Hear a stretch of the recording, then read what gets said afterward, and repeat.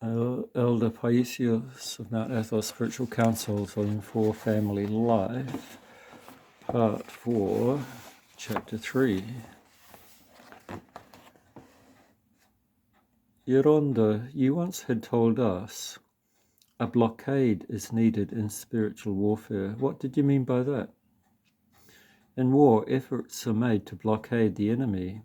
They surround him, they confine him within the city walls, they deprive him of food, then they cut off his water. If the enemy is left without basic supplies and ammunition, he will be forced to surrender.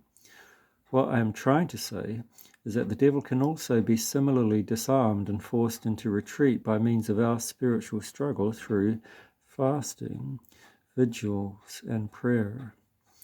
As the hymn writer has expressed it, by fasting and by vigil and by prayer, receiving gifts of grace from heaven. Footnote, an excerpt from the Upper Liturgical hymn for certain ascetic saints, citizen of the desert angel, and angel embodied. Man becomes incorporeal through ascetic discipline. Obviously, one aspiring to a higher spiritual goal must abstain.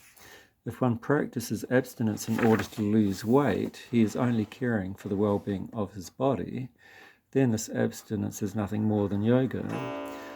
Unfortunately, the subject of asceticism has been cast aside even by people of the church. They say, I need to eat my food, to enjoy this and that, for God created all things for us. Do you know what an Icomandrite once told me at a dinner to which we had been invited? He noticed that I couldn't force myself to eat any more than what I usually ate, and said, if any man defile the temple of God, him shall God destroy. Reference 1 Corinthians 3:17. Perhaps you have it backwards, I asked him. Is this referring to asceticism or debauchery? The passage clearly refers to those who abuse and destroy the temple of God with debauchery or with an intemperance. It doesn't refer to those who practice asceticism out of love for God. You see, he then proceeded to comfort his own thoughts by saying, we need to eat so as not to destroy the temple of God. Another person, after visiting a monastery, told me, I went to a monastery where the monks were sick from the excessive fasting rules they kept. Their vats of oil had not been touched. This is what happens, Father, with too much fasting and too many vigils. What can you say? Such people don't want to deprive themselves at all. They eat their food, their fruit, their sweets, and then, so as to justify themselves, reproach those who practice ascetic discipline. They haven't experienced the spiritual joy of asceticism. Another will tell you, I need to drink these many glasses of milk. I will fast during Great Lent, but I will make up for it afterwards because I need the calcium. It is not that his body needs it, but that he says that he is entitled to it, and so he puts his thoughts at ease that this is correct, that he is not sinning. Of course, it does not occur to him that even to think like this is a sin. Where will man's logic take him?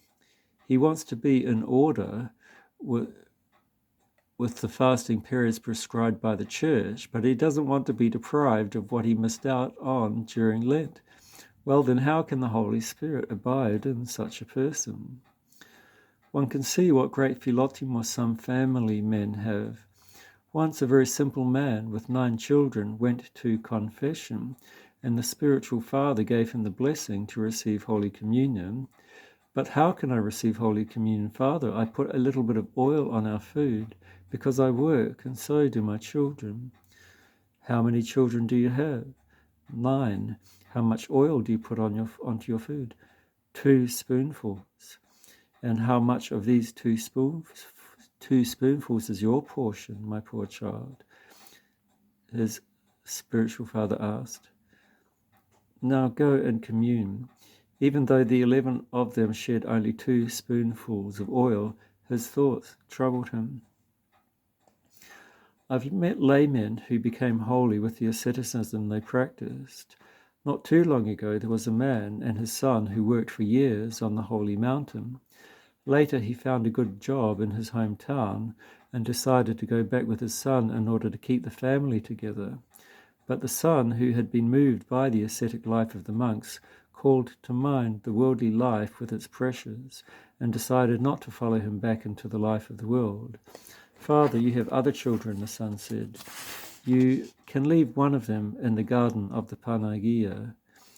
Because he had insisted, his father allowed him to stay behind. This young man was illiterate, but he was very sensitive and he had much philotimo and simplicity.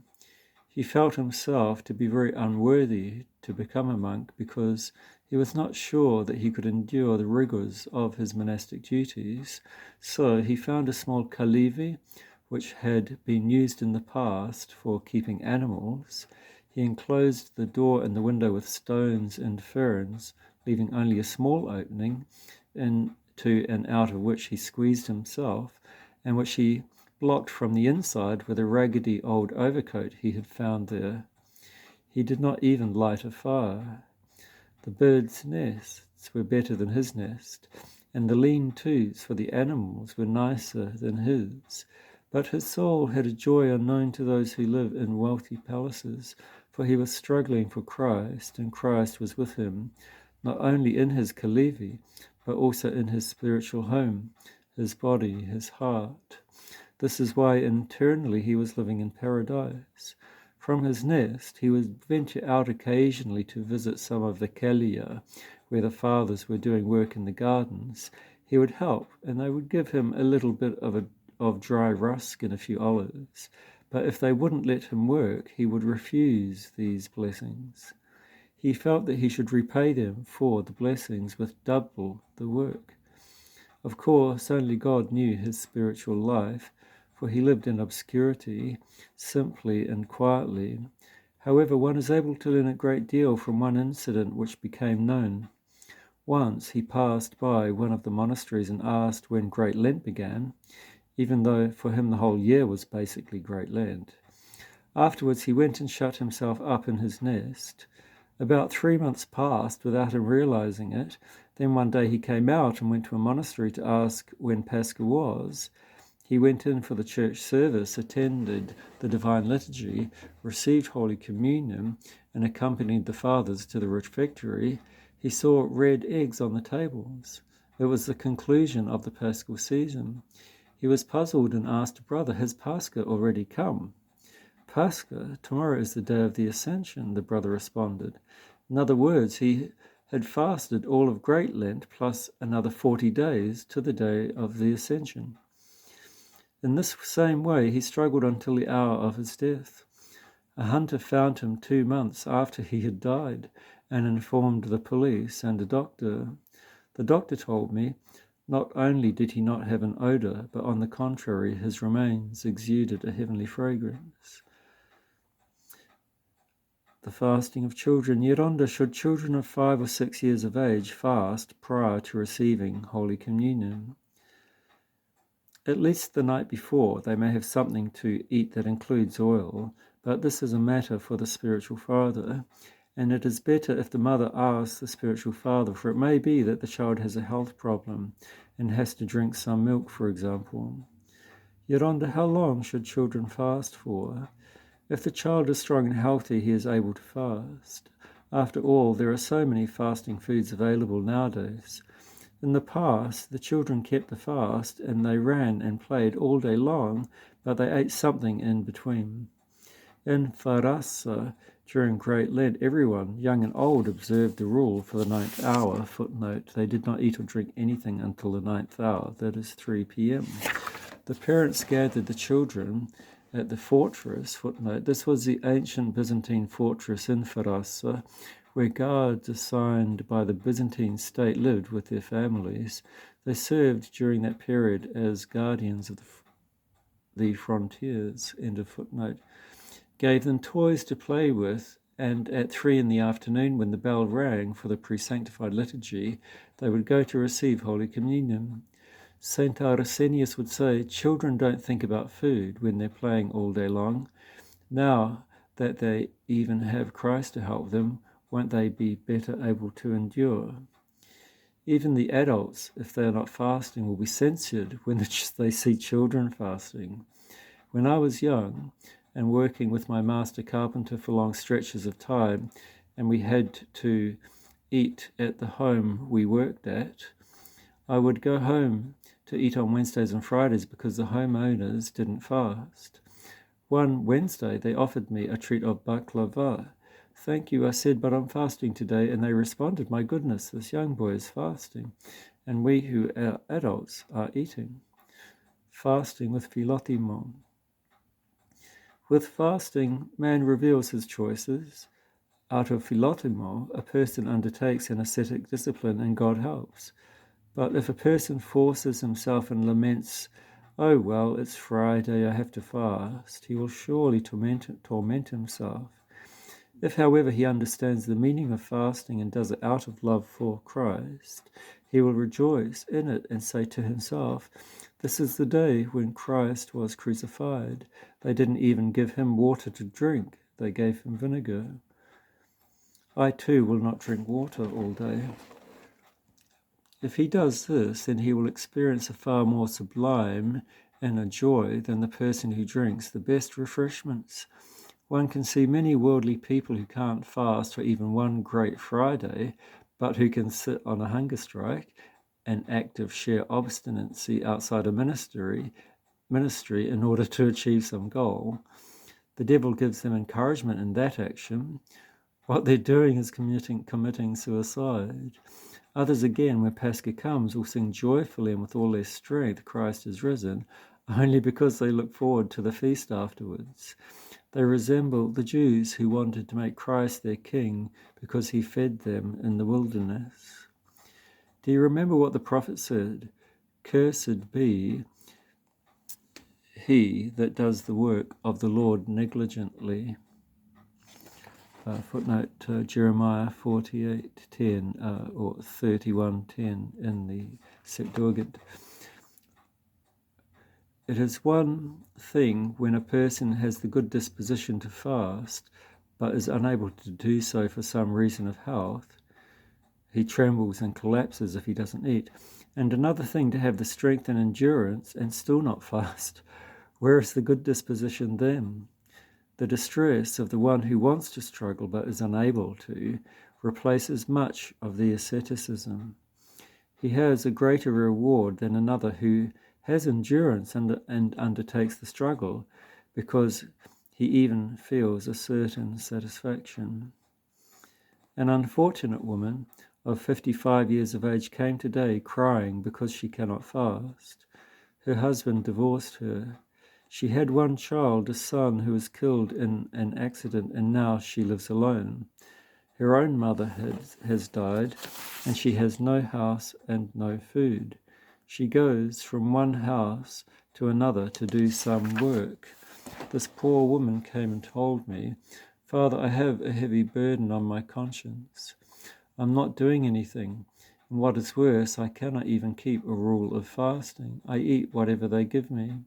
Sometimes on Wednesdays and Fridays they give me fasting food to eat, but very often they give me regular food, and I force myself to eat it simply because I'm exhausted and I can't stand on my feet. So I told her, eat, since you have no endurance. One must be able to observe himself. If you notice that you cannot keep the rule of fasting, eat a little more. St. Nilos says, measure yourself. Yeronda, in the past, how could some women in the villages not eat anything from Clean Monday to the Saturday of St. Theodore? With so many chores, their homes, their children, their fields, how could they endure? In their way of thinking, they would reason, normally we should not eat until Holy and Great Saturday. This means that for them, the Saturday of St. Theodore is close enough. Or they could have said, Christ fasted for 40 days, so the least I can do is fast for 1 week. Also keep in mind that these people had great simplicity and were able to endure. When people have simplicity and humility, they are receptive to the grace of God. They fast humbly and are nourished divinely. It is then that a person receives divine power and great endurance in keeping the great fast. In Australia, a young man who was about 27 years old was able to keep a total fast for 28 days. His spiritual father had asked him to tell me about this. This man was very devout and had a resolute ascetic spirit. He went to confession, attended church worship, and studied patristic books, especially the New Testament. One day, when he was reading that Christ fasted for 40 days, he became very emotional and thought to himself, if the Lord, who was God and as a sinless man, fasted for 40 days, what am I, who am very sinful, to do? This is why he asked for a blessing from his spiritual father to fast, but did not think to inform him of his intention not to eat anything for 40 days. He started his fast from Clean Monday and continued to the Sunday of the Veneration of the Holy Cross without eating or even drinking any water, while he continued to work hard in the factory where he had to lift and stack heavy boxes. When he reached the 28th day, he felt a little dizzy at work and sat down for a little while. Then he drank some tea and ate a dry piece of bread, thinking that if he fell down and was transferred to the hospital, they would determine that this was a result of his fasting and would say, "Look at the Christians, they're dying from fasting." Yoronda, after so many days without food, he told me, I felt an aversion to food, but I forced myself to eat something so that I could continue to work. He was troubled by thoughts that he was not able to complete the total fast of 40 days and told his spiritual father. He, of course, with discernment, reassured him that the days he had fasted were adequate and not to have any negative thoughts about it. After that, he sent him to me to help him get rid of every negative thought that tormented him. To be sure that his motives were pure, I asked him, "Did you take an oath to fast for 40 days? No, he answered. When you received the blessing from your spiritual father to fast for 40 days, didn't you think at that time to tell him your thought that you in fact wanted not to eat anything at all for 40 days? Or did you hide your supposed good thought in order to fast according to your will for 40 days? No, Father, he told me. Then I told him, naturally I knew this, but I simply asked so that you could see for yourself that you will have a heavenly reward for the days you fasted, which are indeed considerable, and that there is no need to worry for not having been able to fast the full 40 days. But the next time, you must also tell your spiritual father your good thoughts and whatever other good is hidden in your heart, and then your spiritual father will be able to judge if you should undertake a particular ascetic struggle. Because he had so much humility, thanks to the humble thoughts he cultivated and held that fast out of the great philotimo he had for Christ, it was expected that Christ would help him with his divine grace. If someone else tries to keep such a fast and says egotistically, if he can do it, I can do it too, then 2 or 3 days into his fast, he will most certainly collapse. His mind will go blank because divine grace will abandon him, and he will be sorry even for the effort he had made. He may even raise the question, and what good came out of all this? Through fasting, a man can become like a lamb. If he becomes a beast, it means that the ascetic struggle he is undertaking is either beyond his capabilities or is done with egoism and therefore does not have divine assistance. Even the wild beast can sometimes be tamed and humbled by fasting. You see, when they are hungry, they approach humans instinctively. They become aware that they can die from hunger, whereas if they approach humans to find food, nothing will happen to them. I've seen a wolf be like a lamb only because it was hungry. He had come down to our yard one winter with heavy snow. We had gone outside with my brother to feed the animals, and I was holding the lantern. My brother picked up the long oven stick and hit him, but the wolf didn't react at all. If someone doesn't get to the point of doing something, whatever it is that he chooses to do out of love for God and his fellow human beings, he is merely wasting his time and effort. If he is fasting and has the prideful thought that he's doing something great, his fasting is wasted. He is like a vessel with holes that cannot hold anything. Put some water into a vessel with holes, the water gradually drips away. When someone does not practice abstinence from food, he carries with him entire storage bins. But when he practices abstinence and eats only what he needs, his body burns it off and does not store any reserves. The variety of foods stretch the stomach and increase the appetite, but it also makes the body both languid and passionate. If there is only one food on the table and it is not very tasty, perhaps people will not eat it at all, or if it is tasty, it may be eaten with a gluttonous appetite and in excess. But when there is, for example, fish, soup, potatoes, cheese, eggs, salad, fruits, and sweets on the table, people want to eat everything and even ask for more. The appetite is drawn to everything because one food draws it to another, and that to yet another food. And it can be seen that people cannot take criticism, that they cannot endure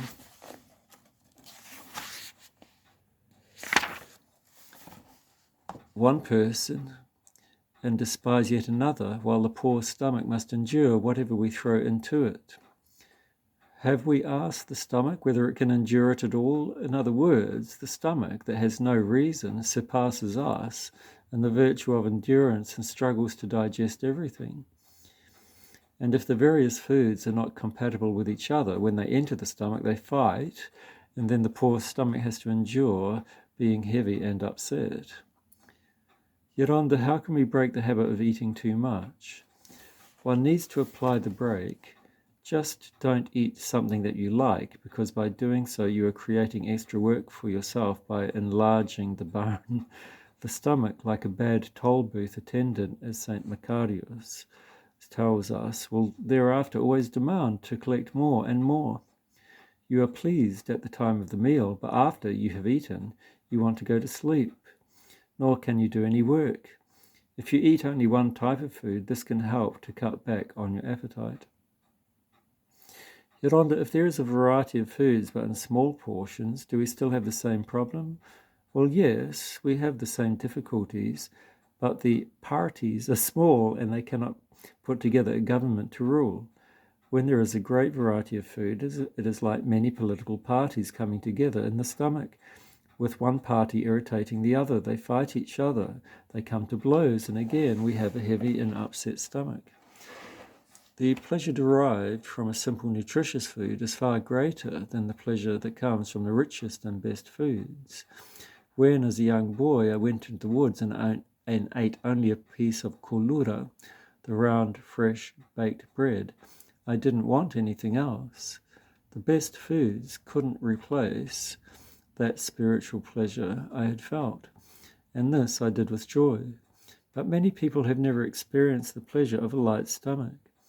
In the beginning, when they eat something delicious, they feel some satisfaction, but then gluttony, voracity comes along, and they end up eating too much, especially when they are older and feel the weight, and thus they are deprived of the pleasure of a light stomach.